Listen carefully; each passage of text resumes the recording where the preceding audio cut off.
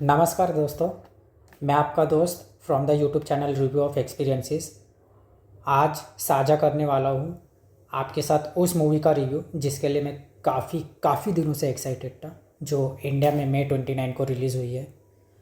और इस बारे में मैं अपने 2-3 वीडियो से बात कर रहा हूँ and that movie is called obsession. ये बोल सकते हो कि इस साल की one of the most hyped movies है। एंड इस मूवी को वैसे डायरेक्ट तो किया है करी बारकर ने। मज़े की बात यह है कि ये मूवी 1 साल पहले ही बन के रेडी हो चुकी थी, बट जस्ट बिकॉज इसको डिस्ट्रीब्यूटर नहीं मिला तो ये 2026 में रिलीज़ हुई from the production houses you can say from the distributor the famous Blum house productions, जो जाना ही जाते हैं अपने इंडी मूवीज़ के लिए, यूनिक हॉरर के लिए और नए डायरेक्टर्स को अपना एक यूनिक विज़न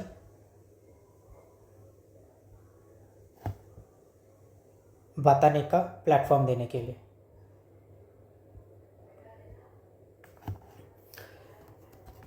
आज हम इस मूवी के बारे में डिटेल में बात करेंगे। ये वीडियो शायद थोड़ा लंबा हो सकता है बिकॉज़ ये मूवी के लिए वैसे मैं काफ़ी एक्साइटेड था एंड मैं कह सकता हूँ कि I was thoroughly satisfied with this movie.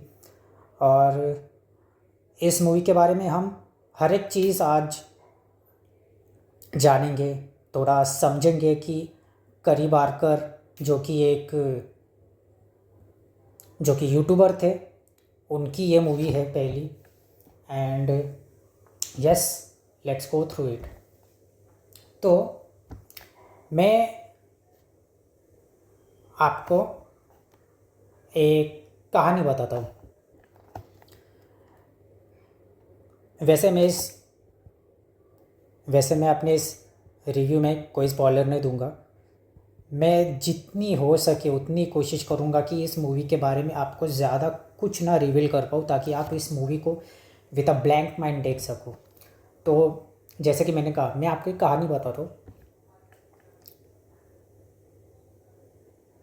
In the year 1902 एक classic horror short story I थी जिसका नाम था द मंकीज पॉ। ठीक है, वैसे इसके ऑथर एक इंग्लिश ऑथर थे जिनका नाम था W. जेकब्स। अब ये जो हॉरर शॉर्ट स्टोरी है, इसमें ना एक मंकी का पॉ रहता है। ठीक है, मंकीज पॉ, जो कि एक मैजिकल पॉ रहता है, but it is also cursed magical पॉ। अब किस हिसाब से? अब ये मंकीज पॉ जिसके भी हाथ लगता है वो उसको, यानी कि उसके ओनर को 3 विशेस ग्रांट करता है, but with a twist, with a catch. अब because this monkey's paw is basically forcing the fate to bend to the owner's desire,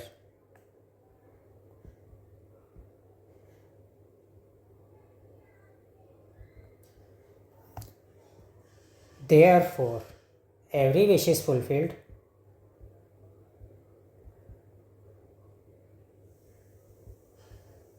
in the most horrific and devastating way possible.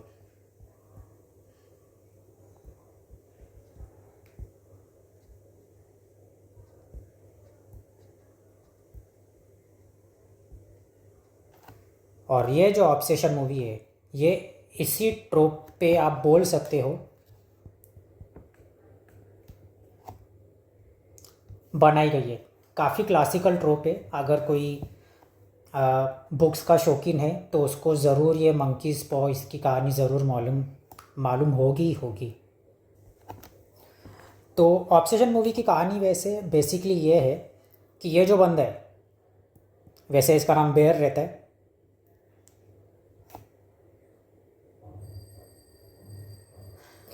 ये एक lonely गाय रहता है, वैसे अकेला रहता है, एक म्यूज़िक स्टोर में काम करता है। बट ना इसकी एक क्रश रहती है, निकी। इसके बारे में बाद में बात करेंगे। अब वो रहता है ना अपने लड़कों का वन साइडेड लव, या फिर दूर दूर से ही निगाहों में पूरी दुनिया बना लेना, उनसे प्यार करना, उनसे इश्क करना। वैसे इस बंदे का रहता है, दूर से प्यार करता है बट आज तक कभी जता नहीं पाया, आज तक कभी बता नहीं पाया। तो बेसिकली ये एक स्टोर में जाता है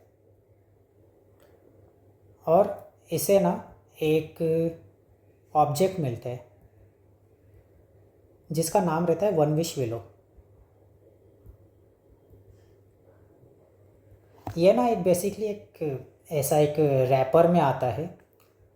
और इस ऑब्जेक्ट की एक ख़ास बात ये होती है, इसके अंदर से ऐसा कुछ एक स्टिक टाइप कुछ तो रहता है इस रैपर में। और इस वन विश विलो की ख़ास बात ये रहती है कि इसको ख़रीदने वाला, जो कि बेयर इसको ख़रीदता है, इसको ख़रीदने वाला इस स्टिक को स्पार्क करके और आधा तोड़ के जो भी विश मांगेगा वो विश उसे मिल जाएगी। अब जैसे कि मैंने कहा, ये एक क्लासिक ट्रोप पे आप कह सकते हो कि इंस्पायर्ड या फिर आधारित आप बोल सकते हो, एक क्लासिक ट्रोप पे बनी हुई मूवी द मंकीज़ पॉ।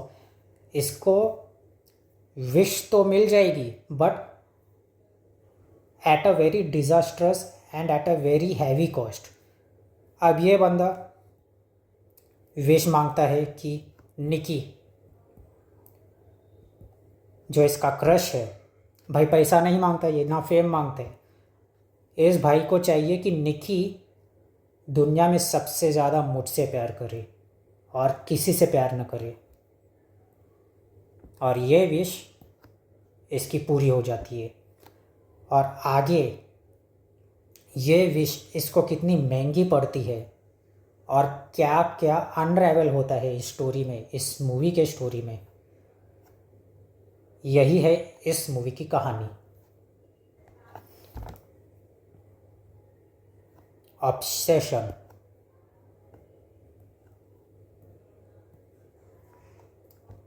इस शब्द का मतलब तो वैसे आपको पता रहेगा, बट ये मैंने जानबूझ के डाला है इसको, वो भी इतने वार्निंग टाइप रेड बैकग्राउंड में। इसका मतलब वैसे ये रहता है, relentless attachment to an idea, feeling और emotion often pair with mental strain and physical unease. Basically पागलपन, जुनून कह सकते हो।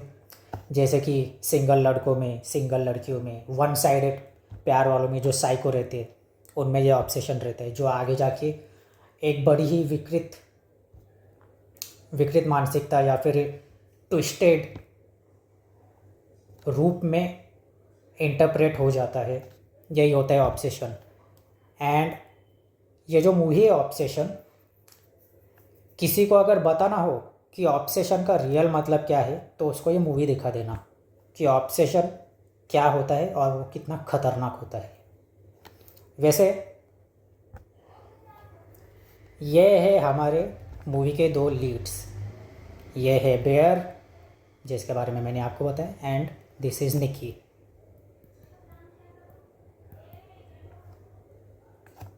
ये जब रिलेशन में आ जाते हैं दोनों भी, तब उसके बाद की फ़ोटो दिख रहे हैं ना, एकदम हैप्पी, लविंग, जैसे कि कोई प्रॉब्लम ही नहीं है, made for each other. But ये जो इमेज है ये मैंने जानबूझ के डाली है, बिकॉज इस मूवी में जो आगे आगे होते रहता है ना, आप इमेजिन नहीं कर पाओगे कि क्या क्या चीज़ें होती है। तो बेसिकली निकी और बेयर रिलेशन में आ जाते हैं। वन विश विलो, जिसकी मदद से बेयर को निकी मिल जाती है, तो ये रिलेशन में आ जाते। एंड एट फर्स्ट आपको ना ये बहुत ऐसा लवी डवी सा रोमांस लगेगा, दोनों खुश भी बहुत होते। आप देख सकते हो जैसे इस इमेज में पहले पहले तो लगता है कि अपने को एक स्टैंडर्ड रोमांस है ये, बट धीरे धीरे जैसे मूवी आगे बढ़ती है ना, हॉरर किकिंग चालू हो जाता है। जो निकी का प्यार है वो ना आप कह सकते हो कि सुपर नेचुरल है। मतलब no boundaries, no logic and absolutely zero respect for personal space. Nikki का प्यार, सो कॉल्ड प्यार बोल सकते हो, बेयर के लिए इतना बढ़ जाता है, जो कि प्यार वैसे बोल नहीं सकते, उसको ऑब्सेशन ही रहता है। वो इतना बढ़ जाता है कि ये इसे अकेला ही नहीं छोड़ती, बिल्कुल भी, मतलब पर्सनल स्पेस ही नहीं देती है। एंड ये जो मूवी है ये एक स्वीट रोमांटिक फैंटेसी से कैसे एक सफोकेटिंग एंड क्लॉस्ट्रोफोबिक नाइटमेयर में बन जाती है, तब्दील हो जाती है। और ये अफेक्शन निकी का कितना वायलेंट हो जाता है, यही इस मूवी में करी बारकर जो इसके डायरेक्टर है, इन्होंने बहुत, मतलब बहुत ही, वैसे इस मूवी को अगर मैं ब्यूटीफुल बोलूँगा तो थोड़ा वियर्ड सा हो जाएगा, because this movie is very brutal. मैं स्पॉइलर नहीं देना चाहता, but this movie is very brutal, both from a emotional point of view and also from the scenes. जो आप जब इसको देखोगे तो आपको मालूम पड़ जाएगा। But I would still say that Kerry Barker has done a beautiful job of depicting this suffocating and claustrophobic nightmare। मैं इस मूवी को जब देखने गया था ना, तो ये मूवी की वैसे एक बहुत ख़ास बात है, मैंने जैसे कहा ना कि करी बारकर ने बहुत ब्यूटीफुल जॉब किया है इसके क्लॉस्ट्रोफोबिक लव को दिखाने में। यह मैं इसलिए कह रहा हूँ बिकॉज अपने इंडिया में, मतलब जो भी हम मूवीज़ देखते हैं या फिर थिएटर में जाते हैं, तो इसका जो हम लोग नॉर्मली मूवीज़ देखते हैं ना, वो 16:9 में ही देखते हैं। अपना जो मॉनिटर रहता है, जो अपने मूवी का लैंडस्केप मोड रहता है, ऐसा। बट ये मूवी में जो एस्पेक्ट रेशियो है, मैं जब गया तो मेरे को लगा ये स्क्रीन में कुछ खराबी तो नहीं है, बट नहीं, ये मूवी में आपको इसका एस्पेक्ट रेशियो मिलते हैं 1.50 रेशियो 1 का। मतलब एक स्क्वायर टाइप स्क्रीन पकड़ लो आप, जो अपनी पहले की CRT टीवीज़ आती थी ना, डब्बा टाइप, मतलब स्क्वायर एस्पेक्ट रेशियो, आप उसको ऐसा पकड़ लो। एंड आपको स्टार्टिंग में तो थोड़ा वियर्ड लगेगा, बट ये स्क्रीन मेरे को लगता है करी बारकर ने, शायद उनका डेलिब्रेट अप्रोच ही था ये, कि इस एस्पेक्ट रेशियो में अपनी मूवी को शूट करना, बिकॉज इससे एक सेंस ऑफ क्लॉस्ट्रोफोबिया ऑडियंस इसके दिमाग में भी चले जाते हैं, जो कि बेयर बाद में महसूस करने लग जाता है निकी के प्यार के प्रति। एंड ऑल्सो इसमें एक बहुत इंटरेस्टिंग चीज़ मुझे ये भी लगी, not just Bear and also Nicky तो है वैसे बेयर के साथ, बट जो रियल निकी है निकी के बॉडी के अंदर, या फिर वो है भी कि नहीं, या कहीं कैद है, मैं रिवील तो नहीं करूँगा, बट वो भी कैसे कैद है, जकड़ी हुई है एक किसी के, जकड़ी हुई है किसी के इन्फ्लुएंस में या किसी के चंगुल में। ये भी इस मूवी को काफ़ी मतलब अच्छे से दर्शाया गया है। This deliberate attempt of using this aspect ratio 1:1.50 ratio 1। इस मूवी को बार बार देख के आप में ना एक ऐसी अनईजीनेस आ जाएगी जो कि आपको ना कैरेक्टर्स के साथ बहुत अच्छे से जोड़ पाते हैं। एंड इस मूवी की सबसे अच्छी बात मुझे ये लगी, ये मूवी आप जब देखने जाओगे तो आपको बहुत ही डार्क मूवी है ये, बहुत ही डार्क मूवी, मतलब कलर ग्रेडिंग के हिसाब से बहुत ही ऐसे मर्की कैमरा वर्क किया गया इसमें, but this is also deliberate because ये मूवी ही इतनी मतलब डार्क टॉपिक पे बनी हुई है जैसे कि ऑब्सेशन। ये मूवी आपको ना अपने पूरे स्टोरी में ऐसा खींच लेती है, इट अट्रैक्ट्स यू। एंड ये मूवी ना, वैसे मूवी की खास बात ये भी है कि ये ना जंप स्केयर्स पे रिलाई नहीं करती। इसमें जंप स्केयर्स आपको नहीं मिलेंगे, मिल जाएंगे एक दो जगह पे, बट दिस मूवी बेसिकली एक ना ऐसा पूरा माहौल बना देती है आपके दिमाग में, जिससे ना आप ऐसा आपको बहुत अनप्लेजेंट महसूस होगा इस मूवी में। बिकॉज इस मूवी का एस्पेक्ट रेशियो वेरी वियर्ड सा एस्पेक्ट रेशियो, वेरी यूनिक सा भी बोल सकते हो, डार्क मर्की कलर्स। एंड मज़े की बात यह है इस मूवी में मैंने नोटिस किया, आप इस मूवी में कोई भी सीन देखोगे ना तो हर मतलब मोस्ट ऑफ द सीन्स में मैंने ये देखा कि उस सीन का जो पात्र है, जो कैरेक्टर है, उसको एकदम सेंटर में रखा गया है, एकदम सेंटर में, और उनके ऊपर ना एक ऐसा अनकंफर्टेबल सा खाली हेड स्पेस दिया गया है। ये मेरे को काफ़ी अच्छा लगा बिकॉज ये एक इमोशनल एम्प्टीनेस को भी दर्शाता है, जो कि करी बारकर अपने डायरेक्टिंग स्टाइल से शायद ऑडियंसेस को बताना चाहते हो, जो कि काफ़ी डीपली अनकंफर्टेबल बना देता है अपनी ऑडियंसेस को। दीज टेक्निकल पॉइंट्स वैसे ये काफ़ी टाइम के बाद मैंने ऐसी मूवी देखी, पिछली बार शायद मैंने ये स्माइल 2 ही देखी थी, वैसे मैं स्माइल 2 के बारे में भी बात करूँगा।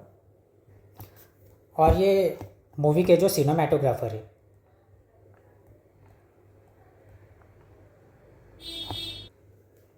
जिनका नाम टेलर क्लेमेंस है,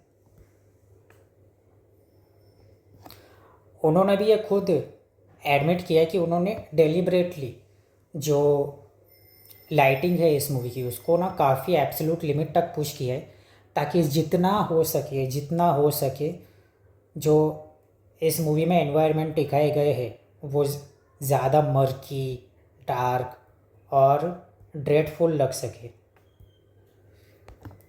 basically drawing inspiration from the famous movie the seven, जो कि डेविड फिंचर्स की थी।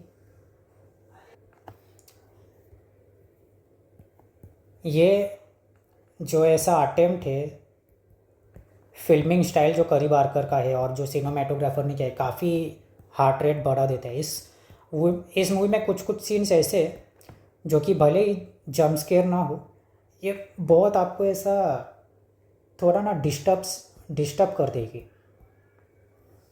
ये मूवी।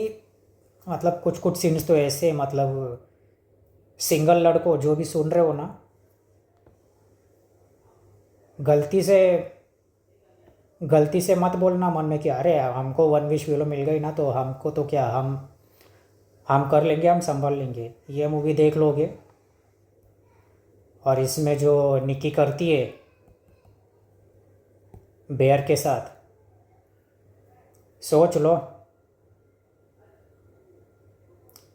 लव लाइफ तो छोड़ो, किसी लड़की को फ्रेंड बनाना भी पसंद नहीं करोगे तुम, अगर तुम फोर्सफुली अगर उसके साथ फ्रेंडशिप करना चाहते हो तो। ये तो मूवी के टेक्निकल एस्पेक्ट्स की बात हो गई।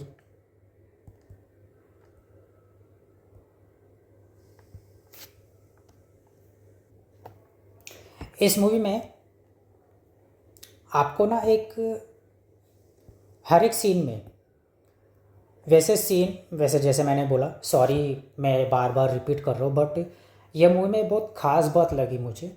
वैसे जहाँ तक मैंने इस मूवी के बारे में पढ़ा, तो ये मूवी को वैसे Arri Alexa, Panavision ultra speed lens,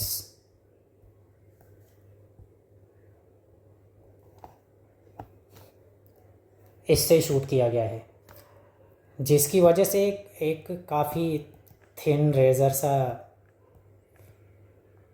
depth आ जाता है with incredibly heavy and creamy bokeh. क्योंकि इस सीन में अगर दो कैरेक्टर्स है, उनके बीच में बात भी चल रही है ना, तो वैसे बैकग्राउंड जैसे कि इन लेंसेज का यूज़ किया गया है, तो डेप्थ इतनी नहीं मिलती सीन्स में, एक बहुत ही ऐसा ब्लर्ड डेप्थ मिल जाता है। बट इन बैकग्राउंड ऑल्सो एक, बोलते हैं ना कि we get a feeling sometimes, an uneasy feeling, कि कोई हमें पीछे से देख रहा है, and it is a very unsettling feeling. इस मूवी में भी बहुत सारे सीन्स में इसी चीज़ का यूज़ किया गया है। जैसे कि अगर बेयर और उसका दोस्त इयन या जो भी है बात कर रहा है, तो निकी दूर से वैसे अपने को लगता है दूर से, बट वो म्यूज़िक स्टोर में ही होती है, दूसरे रूम में, मतलब थोड़ी ही दूर। बट हमको एक फीलिंग आती है कि वो दूर खड़ी है, बट और बस देखी जा रही है। उसका चेहरा तो ऐसा ब्लर्ड है, पूरा बैकग्राउंड ब्लर्ड है, बट अपने को एक ऐसा अनसेटलिंग फीलिंग भी आ जाता है कि कोई हमें देख रहा है। जैसे कि ये मूवी हमें ही ऐसा साइकोलॉजिकली, मतलब ऐसा अंदर, बोलते ना, एक डर ऐसा निर्माण करने लग जाती है अपने सीन्स से, जिससे कि ये मूवी जैसे जैसे प्रोग्रेस करती है, हम हैवीली इन्वेस्ट हो जाने लगते हैं इस मूवी से और इनके कैरेक्टर से, स्पेशली निकी से। तो ये मूवी में काफ़ी मेरे को अच्छी बात लगी। और इस मूवी का जो बैकग्राउंड स्कोर है, वैसे ट्रेडिशनल बैकग्राउंड स्कोर नहीं है, बट आप बोल सकते हो कि जो, और इस मूवी का जो साउंड है, जैसे कि मैं बात कर रहा था, कोई ट्रेडिशनल बैकग्राउंड म्यूज़िक नहीं है, कई कई जगहों पे ही आता है वो, बट इस म्यूज़िक का जो साउंड डिज़ाइन है, वो कहते हैं ना हम लोग डायगेटिक साउंड, ये इस मूवी में ऐसा हैवीली यूज़ किया गया है। डायगेटिक का मतलब ये होता है कि the sounds coming with in the world of a story. जैसे कि घड़ी टिक हो रही है, क्लॉक इज टिकिंग, रेफ्रिजरेटर का आवाज़ आ रहा है, कोई मशीन का आवाज़ आ रहा है, पंखा चल रहा है। तो इस मूवी में इसको डेलिबरेटली बैकग्राउंड नॉइस के साथ नेचुरली ट्यून किया गया है, जिससे एक स्लो बर्निंग एंजाइटी भी ये मूवी हमारे अंदर पैदा करने लग जाती है। एंड आप कह सकते हो कि एक कंफर्टिंग मूवी स्कोर जो कि हर मूवीज़ में होता है उसको कम्प्लीटली स्ट्रिप अवे किया गया है इस मूवी में। डायरेक्टर का डेलिब्रेट चॉइस ही होगा, बिकॉज ये अपने को एक रॉ क्वाइट रियलिटी के साथ मुखातिब कराता है, जिससे कि सब कुछ जैसे कि आपने को लगता है कि जैसे कि हमारे साथ ही हो रहा है, जैसे रियल लाइफ में ही हो रहा है। रियल लाइफ में तो हमारे पीछे कोई वायलिन गिटार पियानो ऐसा तो बजेगा नहीं। अगर हमारे साथ कुछ ऐसा हो ना किसी के साथ, अब अगर हमारे साथ कुछ ऐसा पैरानॉर्मल या भूत भूत की कोई घटना हो गई तो जो भी होगा वो तो ऐसे वो तो ऐसे डेड साइलेंस में ही होगा ना। तो इस मूवी में भी ऐसा ही प्रयास किया गया है, and it pays of immensely, it pays of immensely, because ये मूवी काफ़ी अनसेटलिंग हो जाती है आपको। वैसे मैं बता दूँ इस मूवी का फर्स्ट हाफ, मूवी का सेकंड हाफ, वैसे इंडी मूवी है ये, जो कि इस मूवी को और ज़्यादा एडमिरेबल बना देते हैं और तारीफ़ के काबिल बना लेते हैं। आप इस मूवी को देखने जाओगे ना तो हाँ, जैसे कि एक्सपेक्ट रेशो आप वो यूज टू हो जाओगे, बट मैं आपको रिकमेंड करूँगा फर्स्ट हाफ है ना, आप थोड़ा सा पेशेंस रखना, बिकॉज ये मूवी एक्चुअली में जो स्पीड पकड़ लेती है, जो कि बाद में राड़ा होने लगता है इस मूवी में, वो सेकेंड हाफ में ही है। बट ये सेकेंड हाफ इतना कारगर साबित नहीं होता अगर फर्स्ट हाफ में उन सब चीज़ों को अच्छे से बिल्ड ना किया जाता।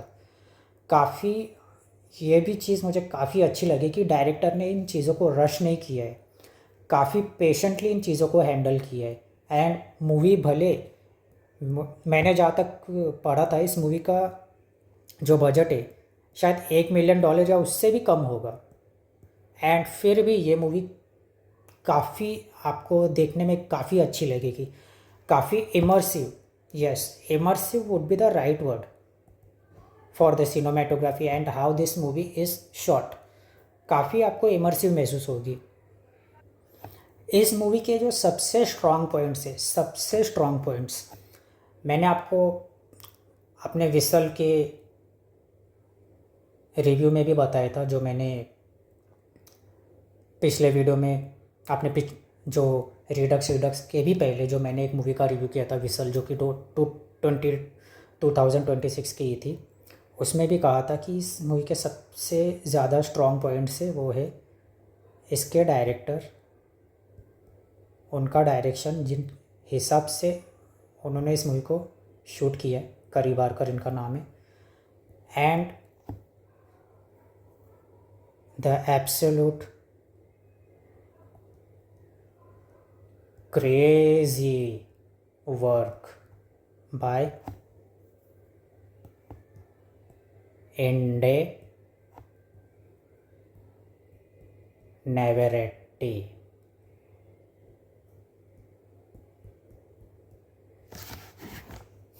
डायरेक्टर के बारे में तो मैं बात कर ही चुका हूँ, बट इसकी जो एक्ट्रेस है इंडे इंडे नेवरेटे, जो कि ये रही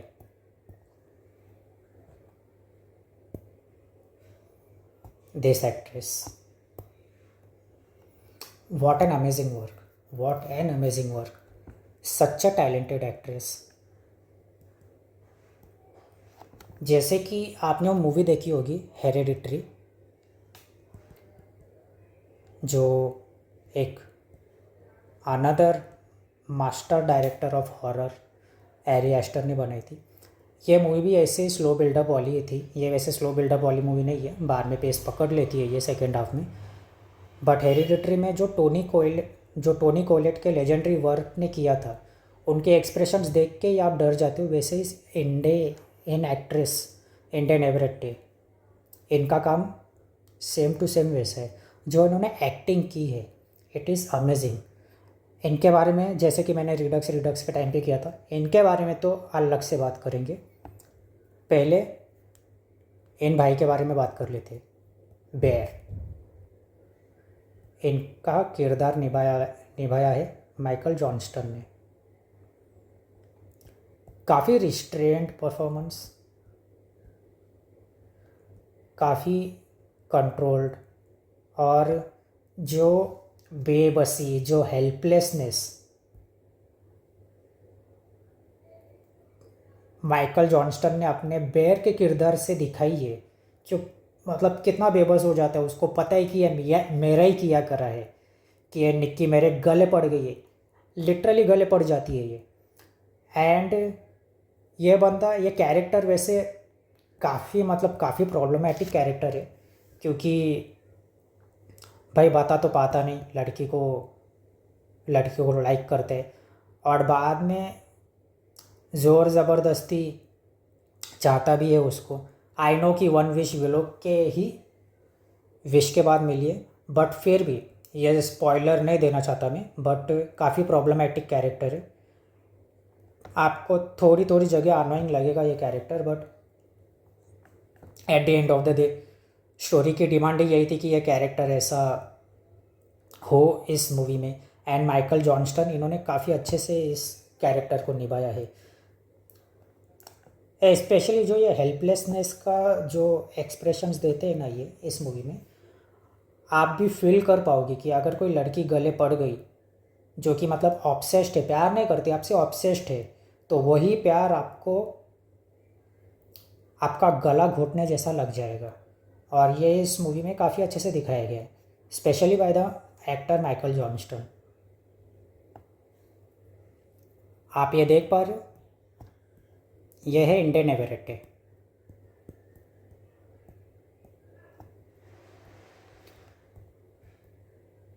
आप इनके इंटरव्यूज़ देखोगे ना, मतलब कहने का तात्पर्य ये है कि रियल लाइफ में कैसी है ये, such a sweet girl, such a smiling cheerful girl.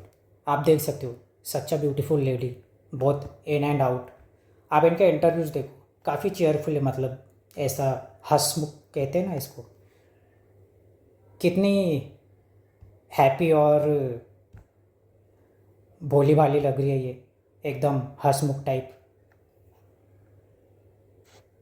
इस मूवी में देखो, इन दो पिक्चरों में देखो आप, ये वही फेमस डेट सीन, और ये वो सीन, ये सीन जब आएगा ना आपको लिटरली काफ़ी एक अंदर से ऐसा लगेगा कि कुछ आपके अंदर से ऐसा रेंग रहा है, एक ऐसा like something is creeping down your spine, creeping something inside you. जब यह सीन आता है तो दिस इज़, इसके बाद से जो मूवी अपनी स्पीड पकड़ना चालू करती है, बाद में रुकती ही नहीं फिर इस सीन के बाद। और ये वो सीन है, इन सब सीन्स में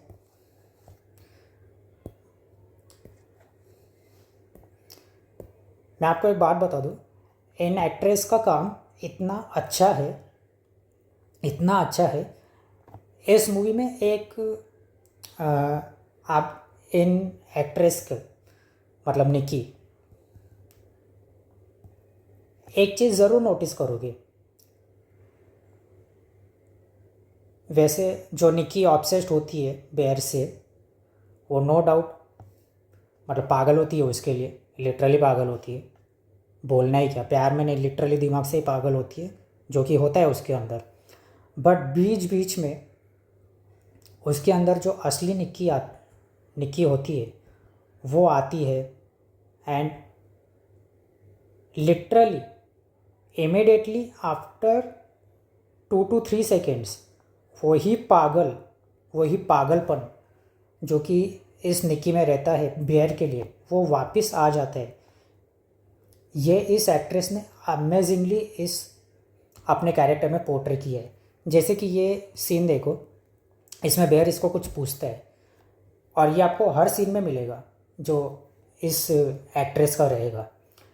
ये पहले कुछ बोलेगी, फिर बाद में इसको रियलाइज़ होगा कुछ, फिर बाद में एक छोटा सा ना पॉज लेती है ये।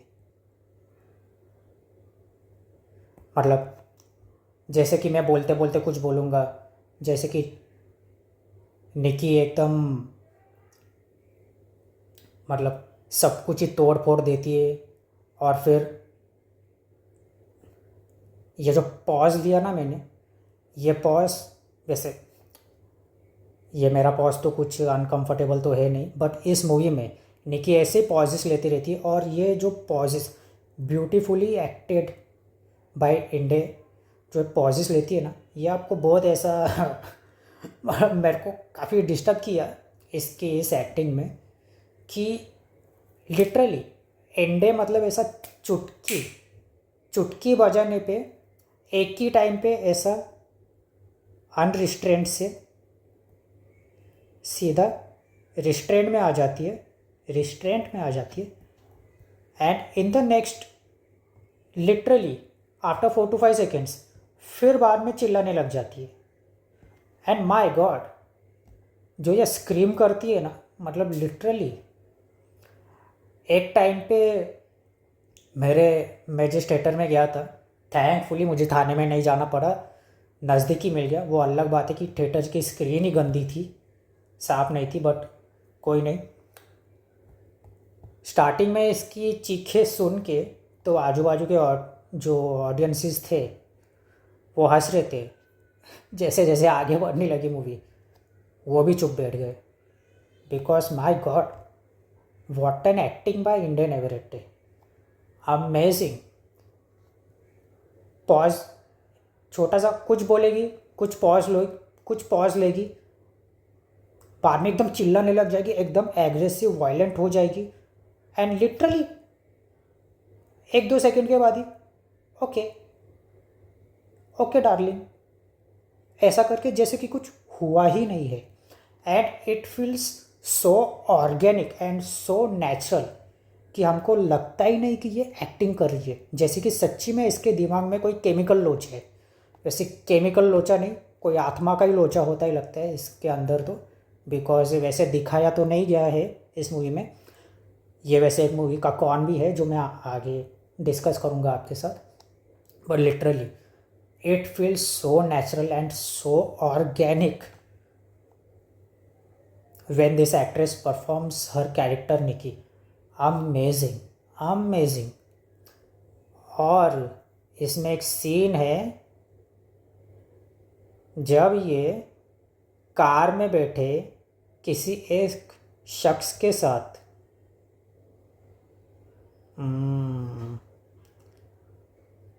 स्पॉइलर देते रहते रह गया मैं, वैसे मैं स्पॉइलर दूंगा नहीं। कार में जो करती है ये, it will scar some people who are not used to the violence in the film. मैंने जैसे कि कहा, violence is not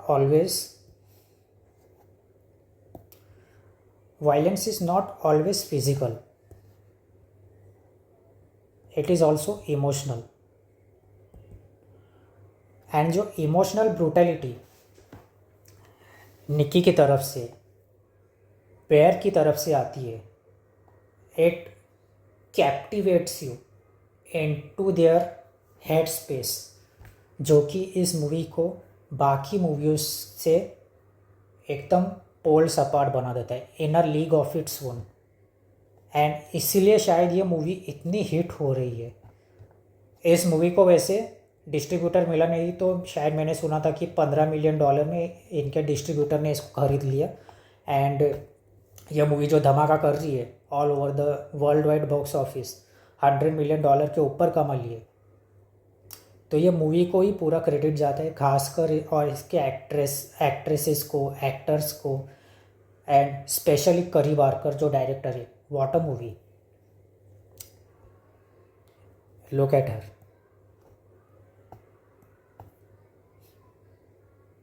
दिल ही आ जाता है ऐसी खूबसूरत महिला को देख के, और वही दिल हम निकाल के गटर में फेंक देते हैं। भाई मार दो, भाई मारो, मुझे मारो मारो, बट इसके साथ मत रहने दो मुझे।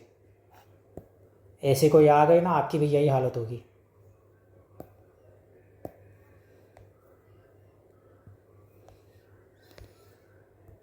अब इस मूवीज़ के थोड़े कॉन्स के बारे में बात कर लेते हैं हम लोग। वैसे मैं पहले ही बता दूँ,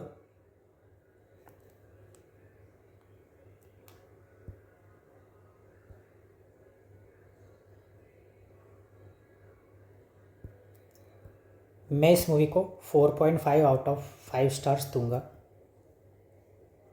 और नियर परफेक्ट मूवी, मेरी बातों पे ध्यान देना, नियर परफेक्ट मूवी,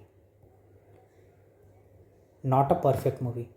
बिकॉज ये मूवी में भी कुछ फ्लॉज है विच इज़ क्वाइट, मतलब आप इग्नोर कर सकते हो, बट थोड़ा परेशान तो आपको करेंगे ही, बट इतना नहीं करेगी। बात करते हो उसके बारे में।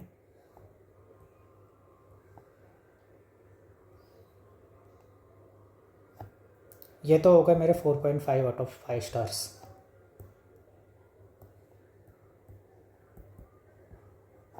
बट मैं यहाँ पे आधे मार्क्स क्यों काट रहा हूँ, क्योंकि मैं 0.25 इसीलिए काटूँगा क्योंकि मूवी की पेसिंग नो डाउट काफ़ी अच्छी है। आपने अगर एनाबेल क्रिएशन नाम की एक मूवी देखी होगी, जो कि सेकेंड एनाबेल भी बोलते हैं उसको, डेविड एफ सैंडबर्ग ने उसको डायरेक्ट किया था 2017 की। उसमें जैसा आपको एक एनवायरनमेंट डेविड सैंडबर्ग आपके सामने प्रस्तुत करते हैं, वैसे ही इस मूवी का भी है। बट ये मूवी वैसे इतनी लंबी नहीं है, काफ़ी इस ये मूवी की जो लेंथ है, तो इस मूवी की जो लेंथ है वो बस 109 मिनट्स है। कह सकते हो कि 1 घंटा 49 मिनट, 1 घंटा 49 आवर्स, पौने 2 घंटे की मूवी कह सकते हो आप इसको। पेसिंग इज़ अमेजिंग, बट ना ये इसका जो प्लॉट है वो आप कह सकते हो कि मिडवे जाके थोड़ा रिपीटेटिव हो जाता है। ज़्यादा कहानी को वो एक प्रकार से लगेगा कि ज़्यादा कंट्रीब्यूट नहीं कर रहे, जैसे कि एक ही रूम में बैठे हुए हैं, एक ही चीज़ कर रहे हैं। उस टाइम पे भी अगर आपको कुछ चीज़ बांधे रखती है तो वो है इंडे की एक्टिंग, जो कि वो अजीब अजीब सी हरकतें करती रहती है। ऐसा नहीं कि आपको बोर करेंगी, बट आपको रिपीटेटिव लगेगी। तो ये एक छोटा सा फ्लॉ मुझे लगा, आपको आप शायद डिसएग्री कर सकते हो। मिड वे में थोड़ी रिपीटेटिव हो जाती है, थोड़ी सी, इतनी प्रॉब्लमेटिक चीज़ नहीं है इस मूवी में। एंड एडिशनल जो 0.25 पॉइंट में काटूंगा वो है इसके लोर के लिए। वन विश विलो की क्या स्टोरी है, उसके पीछे का क्या साइंस है, वो एक्सप्लोर ही नहीं किया है। मैं एक इंटरव्यू में देख रहा था, करी बारकर जो कि यूट्यूबर है, वो इंडे और माइकल जॉनस्टन के साथ इंटरव्यू ही कर रहे थे।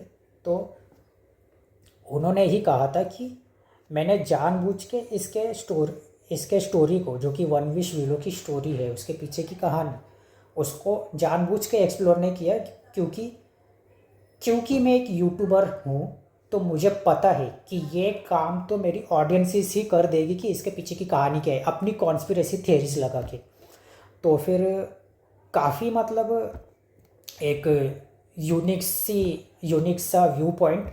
बट थोड़ा आपको ये इस मूवी में इसलिए खटकेगा। वैसे एक प्रकार से इस मूवी की मिस्ट्री जो रहती है कि एक्चुअली में क्यों हो रहा है, आपने को पता ही नहीं चलता कि ये ऐसा क्यों बिहेव कर रही है, और जो असली की निकी है वो है कहाँ पे, कितनी तकलीफ़ में है, क्योंकि बीच बीच में आपने को हिंट्स मिलते रहते हैं कि जो असली निकी है वो काफ़ी तकलीफ़ में है। एक टाइम पे तो वो बेयर को कुछ करने को भी बोलती है, जो असली निकी रहती है। But that would be the spoiler अगर मैं आपको बता दूंगा तो। बट ये मिस्ट्री काफ़ी एक अच्छे से अपने को बांध के रखती है, but at the same time and में जाके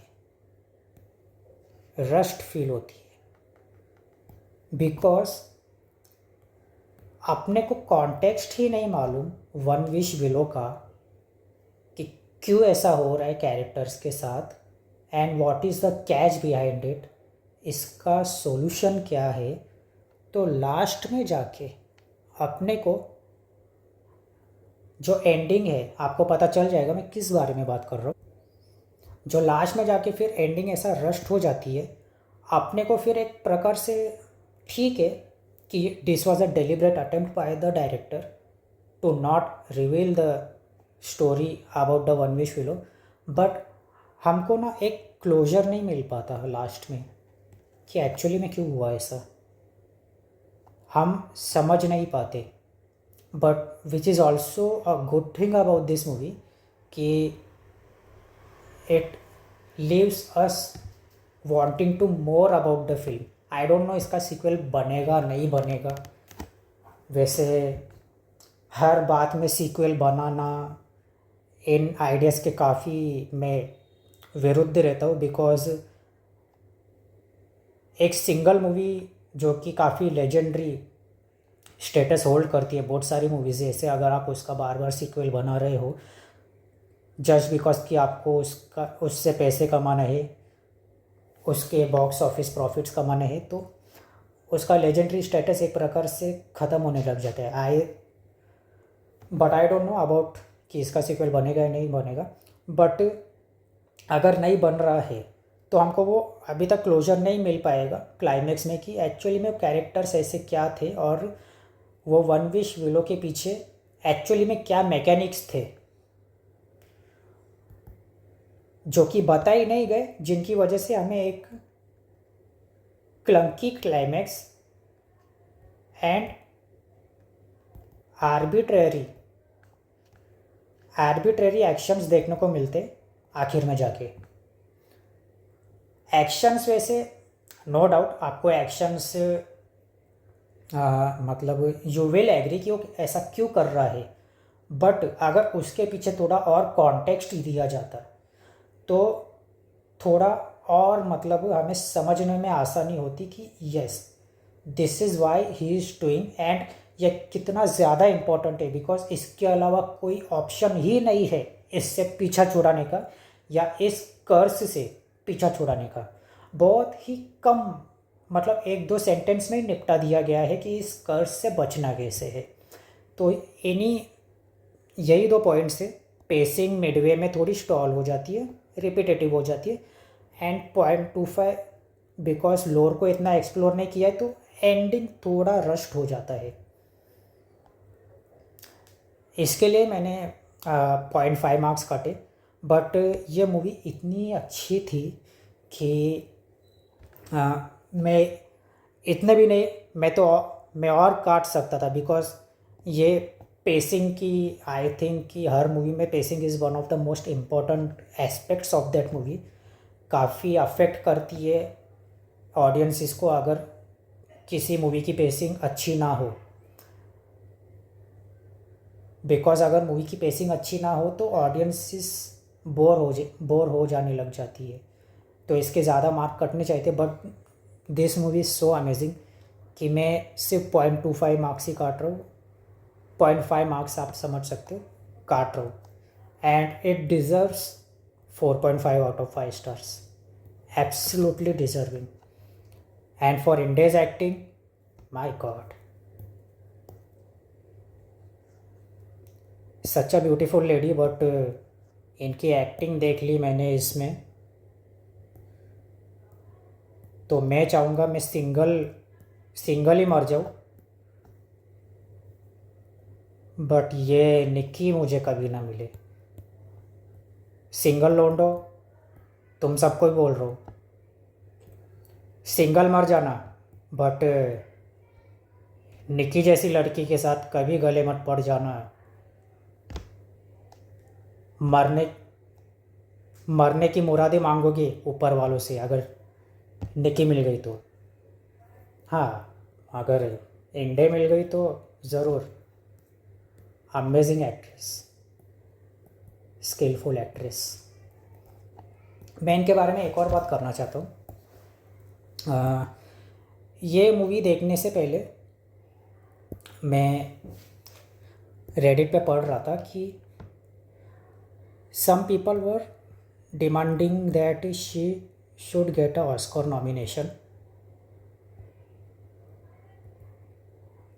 एंड इस मूवी को देखने से पहले मैं भी एग्री कर रहा था कि yes she should. And as you know कि ऑस्कर्स हॉरर जॉनर को रिकग्नाइज ही नहीं करता, which is why I hate Oscars, absolutely hate Oscars. यही एक कारण है कि मैं ऑस्कर्स देखता ही नहीं, ना उसको सीरियसली लेता हूँ। बिकॉज अगर आप टोनी कोलेट को हेरेडिटरी के लिए नॉमिनेट नहीं करोगे तो आपके ऑस्कर का क्या महत्व है। अगर आप नेओमी स्कॉट को स्माइल 2 के लिए रिकग्नाइज ही नहीं करोगे तो आपके बेस्ट एक्ट्रेस की ट्रॉफी का मतलब ही क्या है। बट फिर and some people were in the Reddit saying कि शी इंडे की एक्टिंग तो बहुत अच्छी थी बट इतनी भी अच्छी नहीं थी कि हम उसके लिए ऑस्कर नॉमिनेशन की डिमांड करें। मुझे लगा कि भाई ऐसा क्यों कह रहे हैं ये लोग। फिर मैंने ये मूवी देखी। आई वुड से कि she has done an amazing job, Ende has done an amazing job. She is the anchor of this movie. ये मूवी जब जब अपनी पेस थोड़ी सी लूज़ भी करने लग जाती है ना, तो यही है जो अपनी एक्टिंग की वजह से आपके माइंड को बांधे रखती है, अपने एक्टिंग और अपनी प्रतिभा के बलबूते पर। But I would now agree movie देखने के बाद कि yes she was amazing, but for a Oscar nomination that too in the horror genre, अगर इनको नॉमिनेशन मिल भी गया तो her performance is not up to the mark of this two actresses. Toni Collette हो गई, नेओमी स्कॉट हो गई, पोजेशन की इजाबेल अर्जानी भी हो गई, उनके लेवल का तो परफॉर्मेंस नहीं। बिकॉज सच एक्ट्रेसेस इजाबेल अर्जानी भी हो गई जो कि द पोजेशन नाम की फेमस हॉरर मूवी में थी। इनकी एक्टिंग परफॉर्मेंसेस काफ़ी लेयर्ड थी। इसमें तो बस इसका ऑब्सेशन रहता है, निकी का सिर्फ ऑब्सेशन को दिखाया गया। And it is a absolutely wild ride, absolutely wild ride. But what we get from Toni Collette, Naomi Scott, in Isabel in their respective performances in Hereditary, Smile 2 and The Possession respectively, we get layered performances, subtle expressions, because Hereditary में Tony collate is shattered. अपने बेटी के मर जाने के बाद जो trauma में जाती है वो एंड उसी ट्रॉमा के चलते जो उसके अंदर डर या दहशत का माहौल जो पैदा हो जाता है, same goes with Naomi Scott. वो इस परफॉर्मेंस में मुझे मिसिंग लगा।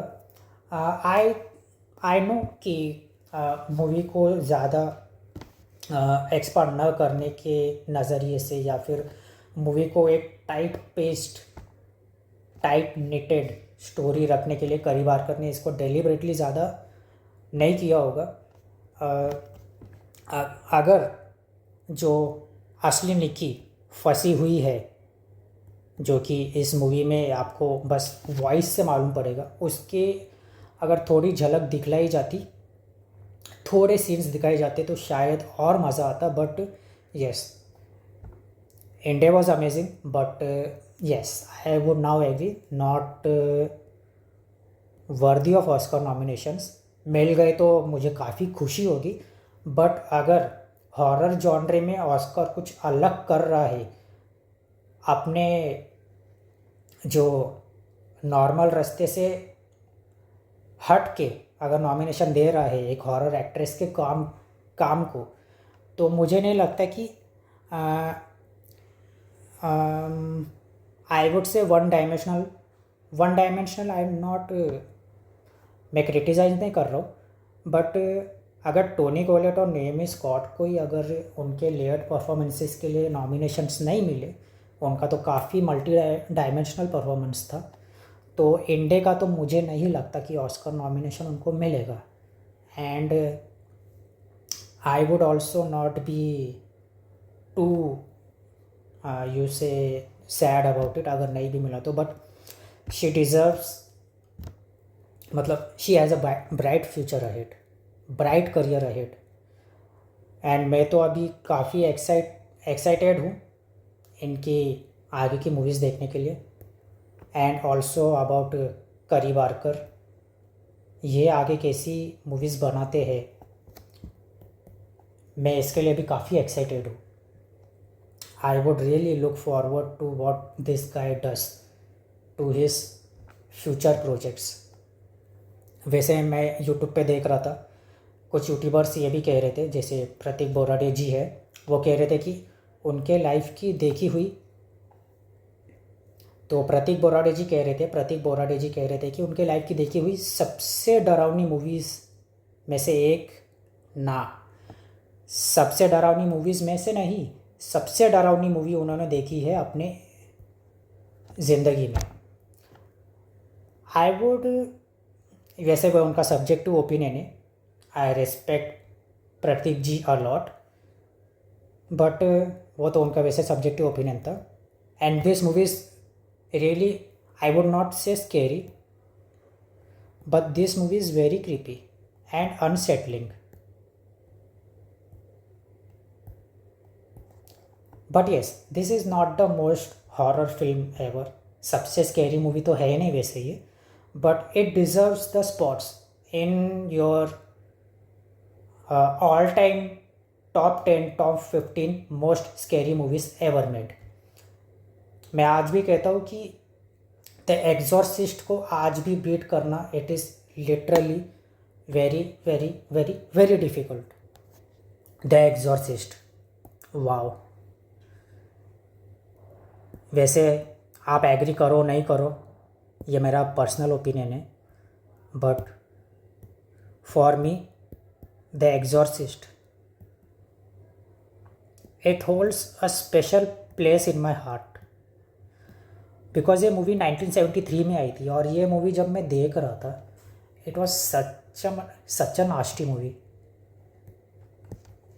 एक डीमन में कितना बदला होता है, मतलब आप एब्सोल्युटली यस, डीमन है तो उससे तो इंसानियत की उम्मीद कर नहीं सकते.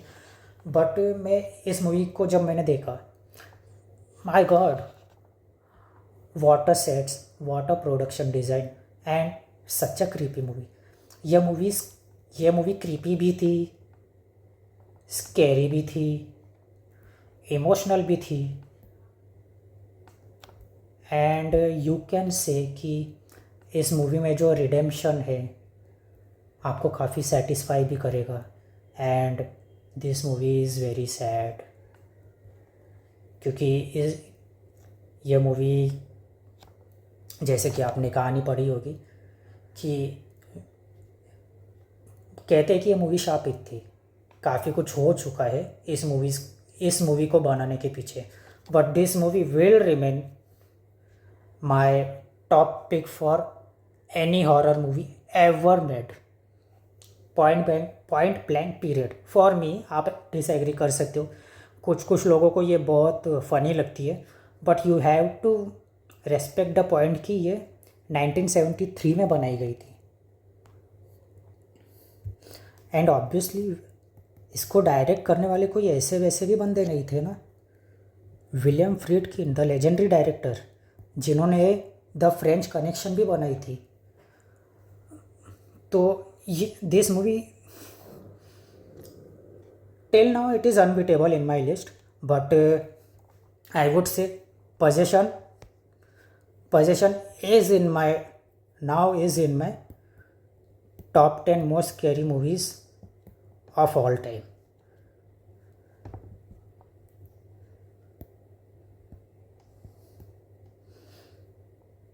Yes, I would say Yes, one of the top 10 most scary movies of all time that I have ever seen in my life. I would say that yes. वैसे मैं 15 भी रख सकता था, बट ये मूवी को जिस तरह से शूट किया गया है, it deserves the spot in top 10। तो यस दोस्तों, काफ़ी लंबा हो गया ना ये वीडियो, सॉरी, बट मैंने जैसे कहा था यह मूवी के लिए काफ़ी एक्साइटेड था मैं, खासकर इंडे की एक्टिंग के लिए। तो ये रिव्यू लंबा हो गया। आई नो कि ये वीडियो में थोड़ा मेरे आइडियाज़ थोड़े रश्ड लग रहे रहेंगे आपको, बट मैं उसके लिए माफ़ी चाहूँगा। मैं अपने वीडियोस की एडिटिंग करता नहीं। I prefer raw approach, raw unfiltered approach to my videos, ताकि वो एक ऑथेंटिसिटी आ सके। इसलिए मैं एडिट नहीं करता अपने वीडियोस को, बस स्क्रीन रिकॉर्ड को पॉज प्ले करके अपने आइडियाज़ आपके सामने रखता हूँ। तो अगर कुछ रश्ड आउट लग गया रहेगा, और एंड ऑल्सो मेरा एक्साइटमेंट ही इतना है कि मेरा एक्साइटमेंट अभी भी ख़त्म नहीं हुआ इस मूवी को देखने के बाद भी, बिकॉज़ ये मूवी ने काफ़ी मुझे वो सेटिस्फेक्शन दिया जो मैं इससे एक्सपेक्ट कर रहा था। सो सॉरी अगर मेरे नरेशन में आपको कुछ त्रुटियाँ दिखी होंगी, तो मैं I will definitely improve on that, and thank you for your patience अगर आपने पूरी वीडियो देख ली है तो। एंड सॉरी, मैंने आपको कहा था कि मुझे ये मूवी थाने में देखनी पड़ेगी, बट फॉर्चुनेटली मुझे नज़दीक में ही इसको देखने का चांस मिल गया। तो उसकी वजह से जो मैंने पिछली बार बोला था, थाने का मैं 1441 पिज़्ज़ेरिया, और उसी के आगे जो प्रशांत कॉर्नर है उसका भी रिव्यू करूँगा। ये वीडियोस शायद इन वीडियोस के बाद में आएगी, ऐसा नहीं कि फ्यूचर में नहीं आएगी, बट इन दोनों के रिव्यूज़ के जो वीडियोस है वो आपको बाद में ही देखने को मिलेंगे। अभी इमीडिएटली इसके बाद तो नहीं देखने मिलेंगे। काफ़ी मतलब आप कह सकते हो कि 2-3 हफ्ते के बाद ही शायद मैं इसको देखूं। वैसे अगर मैं ज़्यादातर अगर जाता हूँ तो मुंबई में ही जाता हूँ, तो आई डोंट नो 1441 पिज़्ज़ेरिया का क्या हो, जो कि थाने में है, उसका रिव्यू कर पाऊँगा नहीं कर पाऊँगा मैं, एंड प्रशांत कॉर्नर का भी। बट आप कमेंट ज़रूर करना, अगर मुझे कमेंट ज़्यादा दिखे कि आप ज़रूर करो 1441 पिज़्ज़ेरिया और प्रशांत कॉर्नर थाने में स्थित, तो मैं जल्दी भी ला सकता हूँ। बट आपको वो कमेंट में मुझे बताना पड़ेगा कि मैं इसका रिव्यू करूँ या ना करूँ।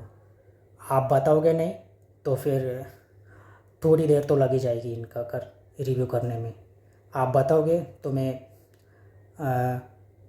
जो बाद में आने वाले हैं इन दोनों के वीडियोस, मेन वीडियोस को फिर जल्दी लाऊंगा फिर, बट आपको कमेंट करके बताना पड़ेगा। सो यस दोस्तों, ये मेरा रिव्यू था ऑब्सेशन का। Absolutely wild ride, obsession,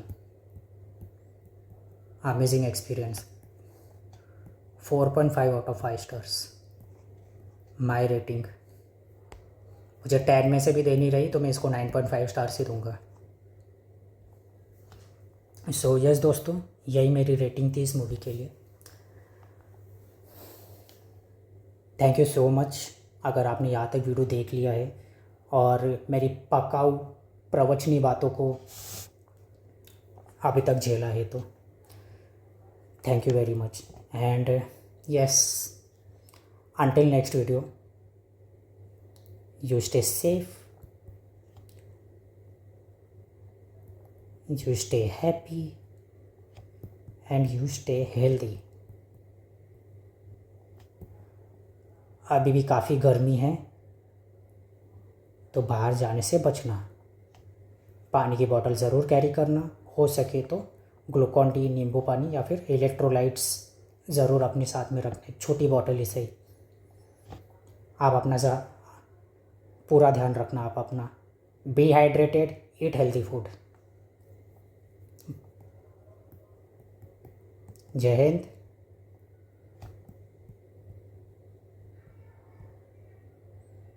Vande Mataram.